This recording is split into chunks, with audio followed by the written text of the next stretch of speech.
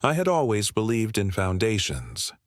A good life was built on bedrock, trust, commitment, and a few close, unwavering relationships. My world was small, but it felt sturdy. I had a promising career, a home we were renovating, and a wife I thought was my permanent anchor. And then there was my brother. We weren't just family, we were inseparable, the kind of brotherhood that felt safer than any blood oath. He was the best man waiting for the eventual renewal of our vows. My world was simple, and it was perfect, until the day I found the proof. It wasn't a rumor, it wasn't a suspicion. It was the undeniable reality. My wife was having an affair with my best friend, my brother. The moment of discovery is supposed to be explosive. A flashpoint of screaming, shattered glass, and instant wreckage. I realize now that I denied them that spectacle. I stood there, holding the phone, looking at the messages, and instead of rage, a deep, cold quiet settled over me. I understood that confrontation would have been a gift to them, the drama they expected, the satisfaction of seeing me broken and furious. I would not give them that satisfaction. My reaction wasn't heartbreak. It was a devastating realization of tactical loss. The marriage was gone. The brother was gone. What remained was the quiet, terrifying freedom to choose my next move.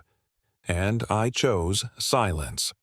I packed 2 suitcases, drained our joint savings, leaving them only enough to cover the mortgage for a few months, and I walked away. No note, no screaming match, no demands. I just vanished. I secured a remote contract overseas and moved across the world. The silence of the immediate aftermath must have been deafening to them, but to me, it was insulating. I needed distance, not confrontation. I needed to build something entirely new, something irreversible, a life so removed from the wreckage they had caused that it would render their entire existence meaningless to me. For months, the silence held. I focused on the ocean between us. I lost myself in work, in gym routines, in rebuilding myself, brick by deliberate brick. I had transformed the energy of betrayal into cold, calculated fuel. But the silence was broken when I learned of their grand plans.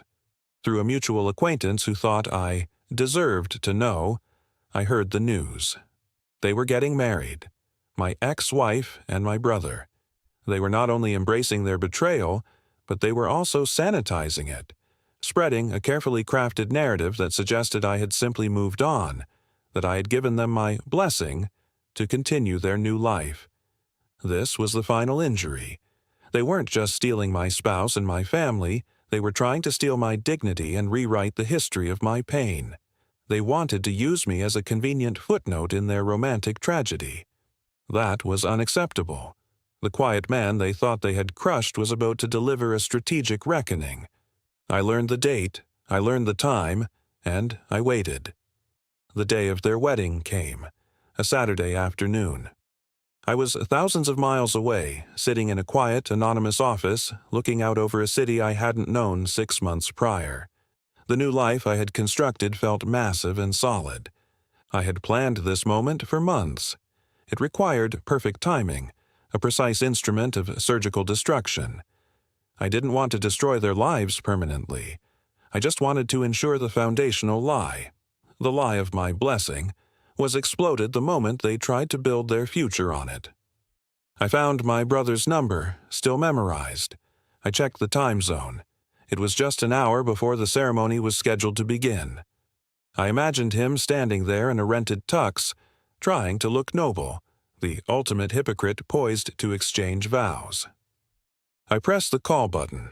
It rang once, twice. On the 3rd ring, he answered, his voice breathless, likely running last-minute errands oblivious.